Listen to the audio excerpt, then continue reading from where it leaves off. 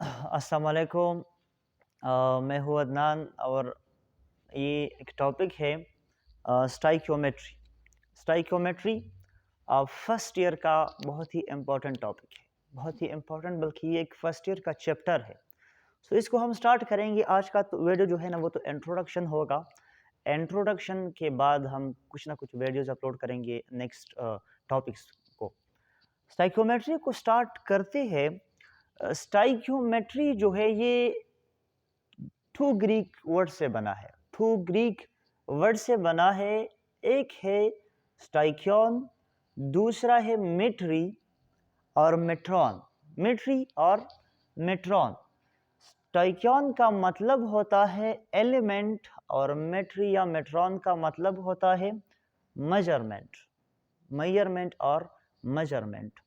सो stoichiometry में हम element की मेजरमेंट करेंगे। एलिमेंट की मेजरमेंट का मतलब ये नहीं कि हम एक एलिमेंट को उठाए और इसका नाप लें, नहीं, एलिमेंट तो हमें नज़र ही नहीं आता।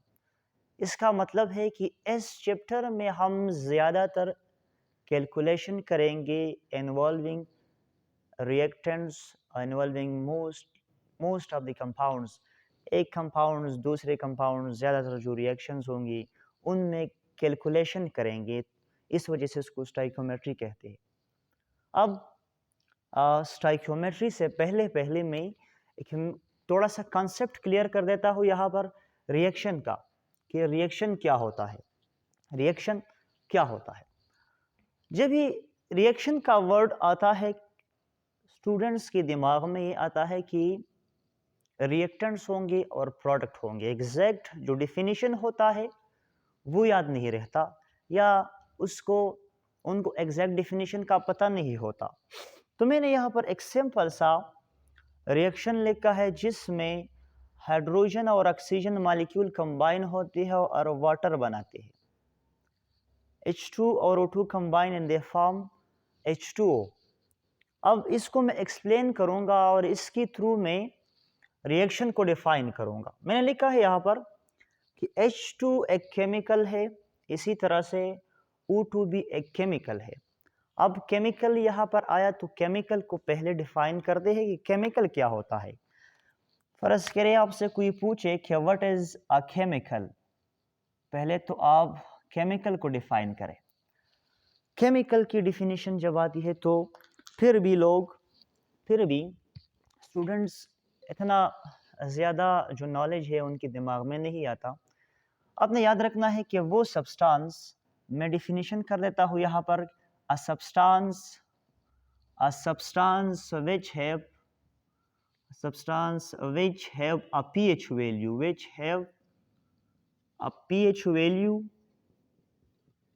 pH value and known concentration।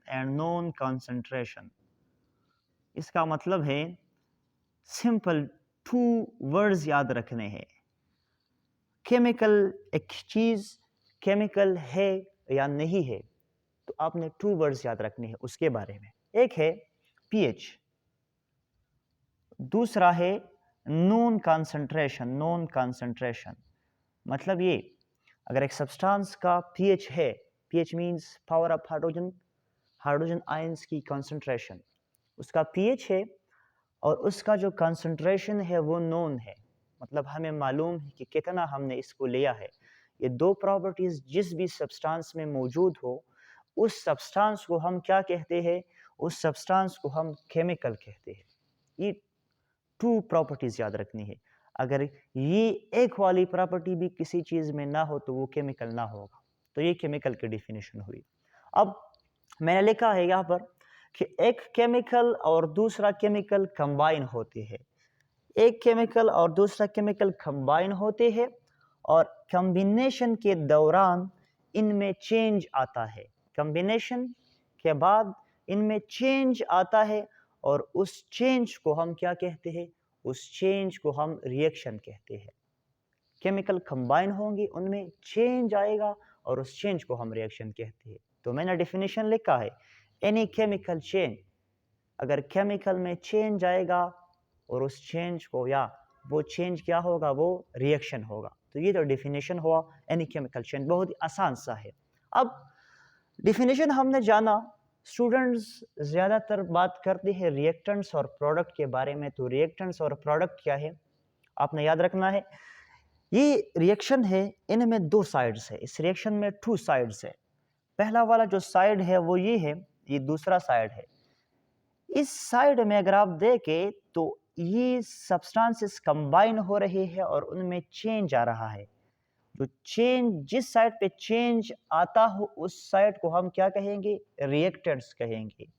सो इस साइड पे चेंज आ रहा है तो ये हमारे साथ क्या हुई, रिएक्टेंट्स। डिफिनीशन ये होगा सिंपल सा कि वो साइड, रिएक्शन का वो साइड जिस साइड में चेंज आ रहा है उस साइड को हम रिएक्टेंट्स कहते हैं। सिंपल, यहां पर चेंज आ रहा है तो ये क्या हुई, रिएक्टेंट्स हुए। अब जब रिएक्टेंट्स कंबाइन होती है, चेंज आया, चेंज की वजह से जो न्यू सब्सटेंस बनता है, चेंज की वजह से जो न्यू सब्सटेंस बनता है उस सब्सटेंस को हम क्या कहेंगे, प्रोडक्ट कहेंगे।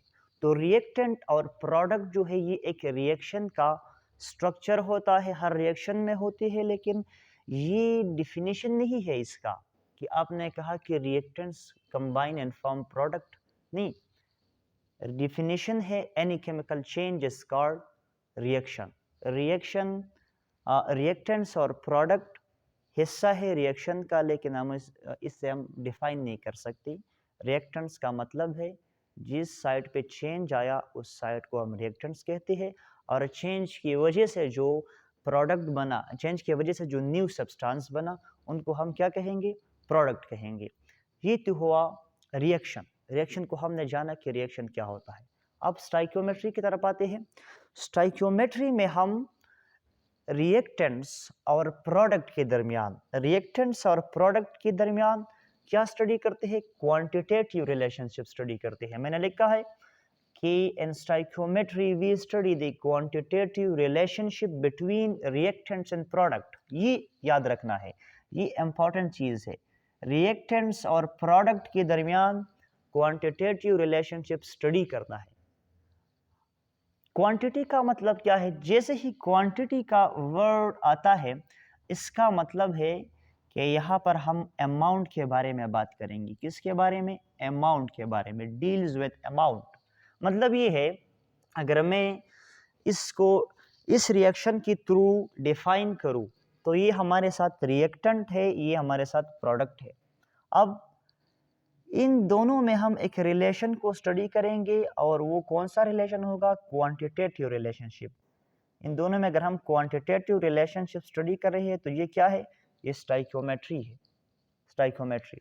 अब क्वांटिटेटिव का मतलब क्या है, इसका मतलब ये है कि जैसे ही मैं, पहले तो यहाँ पर देख ले कि यहाँ पर मैंने ये H2 को 2 मोल, H2 का 2 मोल लिया है, ऑक्सीजन का O2 का 1 मोल लिया है, तो वाटर का जो प्रोडक्शन हुआ है वो कितना हुआ है, 2 मोल हुआ है।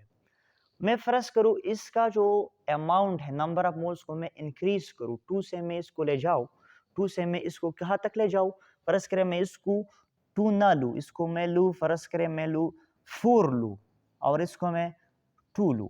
इंक्रीज किया, इसकी क्वांटिटी को मैंने क्या किया, इंक्रीज किया, रिएक्टेंट की क्वांटिटी इंक्रीज हुई। अब मैं देखूंगा कि जब मैं रिएक्टेंट की क्वांटिटी को इंक्रीज कर रहा हूं तो प्रोडक्ट की क्वांटिटी पे क्या असर आ रहा है। इस असर की स्टडी को हम स्टाइकियोमेट्री कहते हैं। तो सिंपल आपने सिर्फ याद रखना है कि अगर मैं रिएक्टेंट की क्वांटिटी को इंक्रीज कर रहा हूं तो प्रोडक्ट पे क्या असर आ रहा है, और इस असर की स्टडी को हम स्टाइकियोमेट्री कहते हैं। अब असर, कौन सा असर आएगा, या तो प्रोडक्ट का अमाउंट, क्वांटिटी इंक्रीज होगा या डिक्रीज होगा। अभी फिर हम देखेंगे कि आए इंक्रीज होगा या डिक्रीज होगा। इस सिचुएशन में तो इंक्रीज होगा, ये 2 बना है तो ये अगर मैं ये ले लेता हूँ तो ये तकरीबन 4 हो जाएगा, ये 4 हो जाएगा। लेकिन सिंपल स्टाइकियोमेट्री में रिएक्टेंट्स और प्रोडक्ट के दरमियान हम क्वांटिटेटिव रिलेशन को स्टडी करेंगे। क्वांटिटी का मतलब एक इंक्रीज किया, दूसरे के साथ क्या हो रहा है। तो ये सिंपल इंट्रोडक्शन था। आने वाले जो टॉपिक्स होंगे उसमें हम थोड़े थोड़े से स्टाइकियोमेट्री की जो कैलकुलेशंस है वो भी करेंगे और टॉपिक जो कंसेप्ट वगैरह वो भी क्लियर करेंगे।